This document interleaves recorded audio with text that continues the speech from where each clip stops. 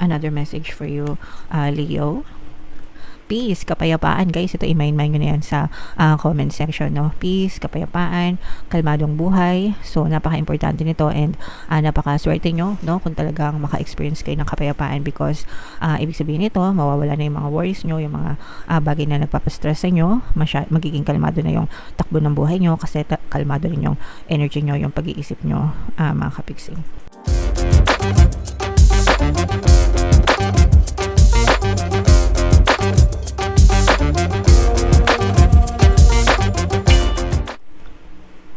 Hello guys, hello Leo, welcome back to Pinoy Pixie Tarot. Ang pamagat ng episode natin for tonight is messages from the universe para ngayong February to March para sa Leo, Sun, Moon, Rising, Sign, and Venus. Pwede mag-resonate, pwedeng hindi. Kung ano na lang yung maka-resonate sa inyo guys, take that message. So yung first message natin para sa inyo Leo, meron tayong yin energy. This is a passive energy mga kapiksi. Ibig sabihin nito, mag-pause muna kayo, wag muna kayong masyadong umaksyon, kumilos, magplano muna mga kapiksi. Wag magpadalos-dalos, wag magpadala sa bugso ng damdamin, and most importantly, wag magmadali. Mas magandang kumilos kung meron tayong plano mga kapiksi.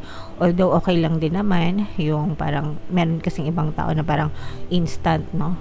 They take action instantly. Pag naisip nila, kikilos na agad sila without having any backup plan. So depende guys sa discarding nyo, pero this message is more of a reminder na bago kayo kumilos or gumawa ng kahit na anong hakbang sa buhay nyo, make sure na pinag-iisipan yung mabuti yung mga consequences, and mas maganda kung pinagpaplanuhan nyo para hindi kayo mapahamak or maiwas kayo sa mga kapahamakan mga kapiksin. Alright? Okay.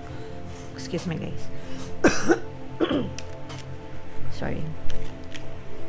So, yung next message para sa inyo, Leo, come to the edge, guys. Ibig sabihin nito, wag kayong matakot na i-challenge yung sarili nyo sa kung ano pa yung pwede nyong marating sa buhay, no? You can always take risks, mga kapiksi, and pwede kayong lumabas ng inyong comfort zone, guys. Especially kung gusto nating makita ng ibang resulta or different result sa buhay natin. Of course guys, if we do the same thing over and over again, yung resulta, yung resulta is the same, di ba? So, kung gusto natin maiba yung resulta, kailangan may ibahin tayo sa formula. So, kailangan may ibahin ka sa ginagawa mo. So, don't be afraid to take risks, mga kapiksi. But at the same time, planuhin nyo din munang mabuti para may mga backup plans kayo para hindi rin kayo mabigla sa mga pagbabago sa inyong current circumstances. Okay? Alright, another message for you, Leo.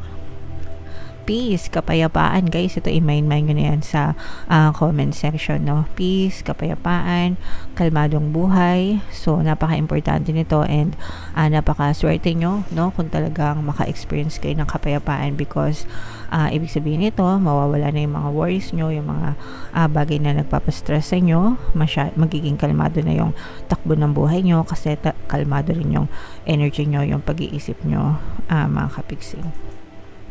So, this is a luxury for some, no? Kasi meron ibang talagang tao, guys, na super stressful ng buhay nila. Hindi lang sa loob ng bahay, minsan pati sa trabaho or sa mga tao sa paligid nila, guys. Okay? So, the fact na meron kayong kapayapaan, ibig sabihin, swerte kayo sa buhay. Swerte kayo na isa kayo dun sa mga mapapalad na tao na nakaka-experience ng kapayapaan sa buhay nila. Walang masyadong problema, walang masyadong bagabag, guys. Okay? Kaya i-mind nyo na yan, guys, sa comment section. Another message for you, Leo. Observer, ito guys, again, no? Constant yung reminder sa inyo na huwag kayong magpadalos-dalos, okay? Constant, guys, ibig sabihin, consistent, no, na nire-remind kayo na huwag kayong magpadalos-dalos. So mag-observe muna kayo, guys, sa mga tao sa paligid nyo, especially kung meron kayong kailangan pagdesisyonan, no.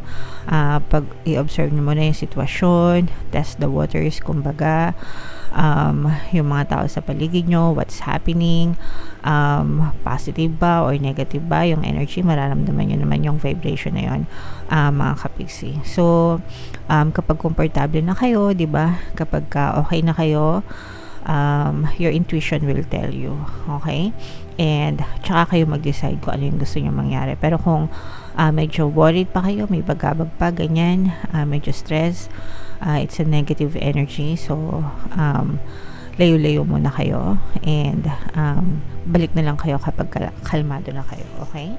Alright, so what else? Leo, tingnan pa natin.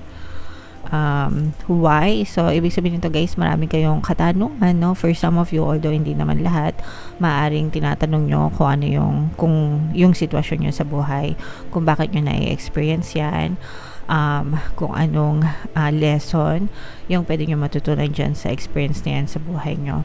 So, okay lang yan, mga kapiksi, kasi dyan tayo matututo, no? And doon natin marirealize kung ano yung tama at mali sa nangyari sa atin, and makakatulong din yan para magabayan kayo sa tamang landas, and para maiwasan na yung mga pagkakamali in the future, Leo. Okay? So, yeah. And then, another message, Leo. Fates, no? Ito, guys, may mga nakatadahan ng mangyari sa inyo ngayong February to March na hindi nyo talaga maiiwasan. Kumbaga, it's already written in the stars, mga kapiksi. So, kung ano man yung mga kaganapan na yon, guys, na maaari yung ma-experience ngayong February to March, it only means na natanim na siya sa inyong subconscious mind, and it will be projected in your reality soon. So, make sure na palagi kayo nakafocus, guys, dun sa mga bagay na gusto nyo talaga na mangyari sa buhay nyo, mga kapiksi. Kasi if you want something, kung gusto nyo talaga, never talaga yan maalis sa isip nyo, guys, no? Diba? Hindi yan maalis sa isip nyo kasi gusto nyo talaga yan. And kapag hindi yan naalis sa isip nyo, eventually it will be pushed out in your reality. So, huwag kayong susuko sa mga pangarap nyo sa buhay, huwag kayong susuko sa mga desires nyo, guys, kahit na may mga problema or pagsubok kayo na didadaanan, huwag kayong magpapatalo. Don't ever give up on your dreams, mga kapiksi. Alright? Okay, so comment down below, Leo, if feeling nyo naka-resonate kayo dyan. Bunot lang tayo ng isang card pa dito for your additional message. Habang sinashuffle ko to, guys, panoorin nyo muna yung video natin regarding sa ating paano mag-manifest ng abundance video course. Kapiksi, sawa ka na ba sa mga struggles at hirap sa buhay mo? Masipag ka ba at masikap sa buhay ngunit hindi ka pa rin umaasenso? Ilang beses ka na bang nag-attempt magnegosyo at mag-invest pero palagi ka pa rin nalulugi? Sa pagkakataon na ito ay maaaring may subconscious beliefs ka na nagiging balakid sa iyong pag-unlad at pagyaman. Introducing, paano mag-manifest ng abundance video course. Dito ay matututunan mong ma-overcome ang mga balakid mo para tuluyan ka ng umunlad, umasenso, sumagana, maging matagumpay, successful at maswerte sa iyong kabuhayan, pera, trabaho, negosyo sa lapi at kaperahan ng bonggang-bongga. Dali, mag-send na ng email sa pinoypixitaro@gmail.com at simulan na ang iyong pagyaman ngayon. Alright, so sa lahat ng gusto mag-avail ng course, guys, naka-flash sa screen nyo yung mga available. Una, meron tayong paano mag-manifest ng abundance video course para sa inyong kaperahan, trabaho, negosyo sa lapi, swerte. Meron din tayong paano mawala ang third party at magkaroon ng harmonious na relationship para mawala yung mga sabit sa relasyon nyo. And meron din tayong email coaching, manifest your desires using the law of attraction. Pwede sa money, pwede sa love, mga kapiksi. If interesado kayo dyan, mag-send lang kayo ng email sa pinoypixitaro@gmail.com. So, guys, ito yung ating additional na message. Elevate your energy. Itaas nyo yung energy level nyo, mga kapiksi. Magagawa nyo ito if you always focus on love and gratitude, and iiwasan nyo yung mga kanagahan. So, the reason why, mga kapiksi, yung dahilan kung ba't natin sinasabi sa inyo na always think positive, it's because kung ano yung nasa isip mo, kung ano yung dominant energy mo, positive man or negative, yun yung napupush out sa iyong physical reality. Ibig sabihin yun yung nagiging experience mo sa buhay. So kung palagi kang nega, palagi kang nakasimangot, palagi kang nagrereklamo, palagi kang low energy, palagi kang emo, pagod, ganyan, asahan mo na yung palaging may experience mo is malulungkot din, sad din, pangit din, hindi masyado maganda. Pero kung ikaw ay palaging masaya, always looking at the brighter side of things, hindi masyadong nagwo-worry, mahilig magpasalamat, no? Bright, ganyan. Of course, yung experiences mo is very peaceful din, kagaya nga nito. And wala ka masyadong worry sa buhay, wala ka masyadong ipag-aalala sa buhay, kumbaga relax ka lang, okay? So hindi natin sinasabi sa inyo na think positive para lang i-motivate kayo. It's not that, no? Sinasabihan natin kayo na think positive para yun yung ma-push out sa iyong experience, sa iyong physical reality, okay? So elevate your energy, guys. Paano nyo to gagawin? For me, it's about gratitude, no? Number 1, and of course pagiging compassionate, focusing on love and letting go ng mga negative na emotions, no? Yung mga galit, anger, hatred, resentment, lalo na guys yung reklamo. If you're always complaining, palagi nyong nilalagay yung sarili nyo sa negative energy, so that will hurt you. Makakasama yun sa inyo, mga kapiksi, okay?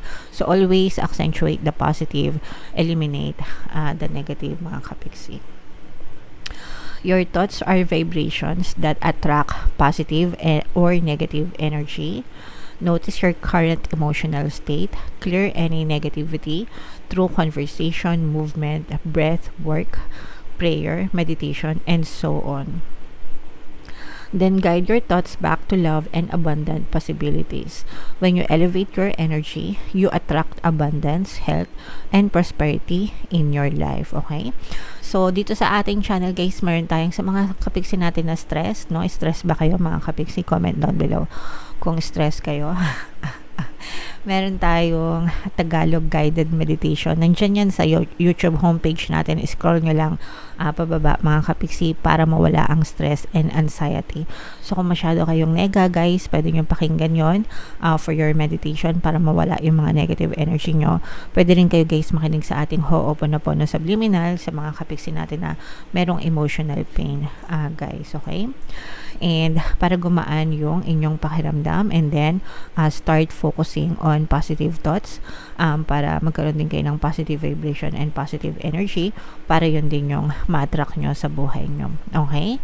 So again, guys, think positive. Thinking positive is not just about thinking positive, it's about elevating your energy and your vibration para ma-attract nyo talaga yung mga bagay na karapat-dapat sa inyo, which is wealth, abundance, riches, happiness, love, diba? Yun talaga yung mga bagay na deserve nyo. Kaya dapat palaging positive, mga kapiksi. Okay? Alright. So, yeah.